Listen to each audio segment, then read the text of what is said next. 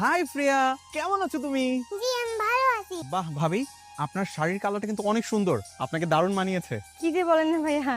আচ্ছা, thank you so much. তো ভাবি কোথায় যাচ্ছেন? এই যে ফ্রেয়াকে নিয়ে একটু পার্কে যাচ্ছি। ও আচ্ছা, ঠিক আছে ভাবি, যান, সাবধানে যান, কিছু লাগলে আমাকে বলবেন। হ্যাঁ হ্যাঁ অবশ্যই। ভাবি একদিন কফির দাওয়াত রইলো, সময় করে বাসায় আসবেন কিন্তু। কি কি হইতেছে এগুলা? বলো তোমার শাড়ির কালার কি? তোমার শাড়ির কালার সবুজ। না না না না, সবুজ না, মেরুন কালার। এটা মেরুন কালার।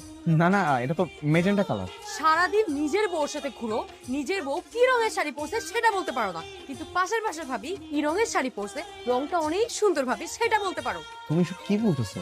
এই ভাবির সাথে তোমার কোনো উল্টাপাল্টা কিছু চলতেছে না তো? আস্তাগফিরুল্লাহ, নাউজুবিল্লাহ, তওবা তওবা, তোমার কি মাথা ঠিক আছে? তুমি এগুলো কি বলতেছো? না না না, ব্যাপারটা খুবই সাংঘাতিক। উনার স্বামী থাকে বিদেশ, তুমি উনার শাড়ির রং বলতেছো সুন্দর, অথচ যেদিকে নিজের বউর শাড়ির রং তুমি বলতে পারতেছো না।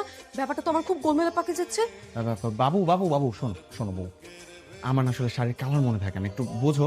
এই যে এত সুন্দর কালারের একটা শাড়ি তুমি পরছো, সেটা তো আমি দেখছি, মনেও রাখছি, কিন্তু নামটা মনে ছিল না। তুমি তো জানো আমার কালারের নাম মনে থাকে না। তাই না?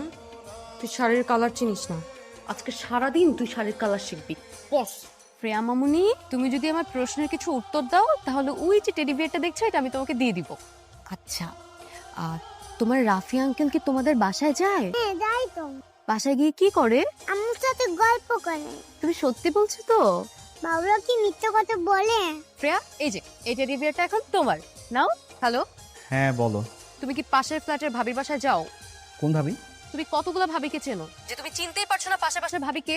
আল্লাহ ছিজি, কি বলতেছো তুমি এইসব? আমি কেন কোনো ভাবির বাসায় যাব? পাশের বাসার শিলা ভাবিকে তুমি চেনো না, যার স্বামী বিদেশ থাকে, তার বাসায় তুমি যাও না? আল্লাহর কসম, আমি কোনোদিনও তার বাসায় যাই নাই। তাহলে কি প্রিয়া মিথ্যা কথা বলছে?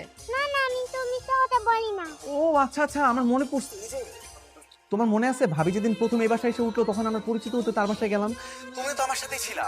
আর ও তো ছোট মানুষ, ওর বোধহয় এগুলো কিছু মনে নাই। তুই আয় আজকে শুধু বাসায়, তোর খবর আছে। আর তিশা শোনো, এরকম কিছু করিনি তিশা। হ্যালো, আজকে আমি শেষ। শ্রেয়া, রাফি আঙ্কেল কি শুধু ওই দিনই গিয়েছিল নাকি প্রায়ই যায়? মাঝে মধ্যেই যাই তো। আঙ্কেল খুব দুষ্টু। আজকে আঙ্কেলের খবর রাখো। ওই কি ওই দরজায় কি? কি ব্যাপার, তুমি এখানে দাঁড়িয়ে আছো কেন? আমি দেখছিলাম যে তুমি অফিস থেকে এসে আমাদের দরজার দিকে তাকাও নাকি এই দরজার দিকে তাকাও। আচ্ছা, আমাদের দরজা তো খোলা, তারপরে তুমি খোলা দরজায় না তাকিয়ে এই বন্ধ দরজায় নজর কেন দিলা?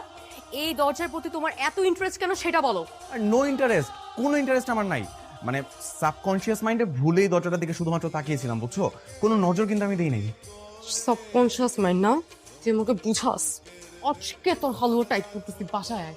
মা মা তিশা, তিশা শোনো না, আমি কিন্তু আসলে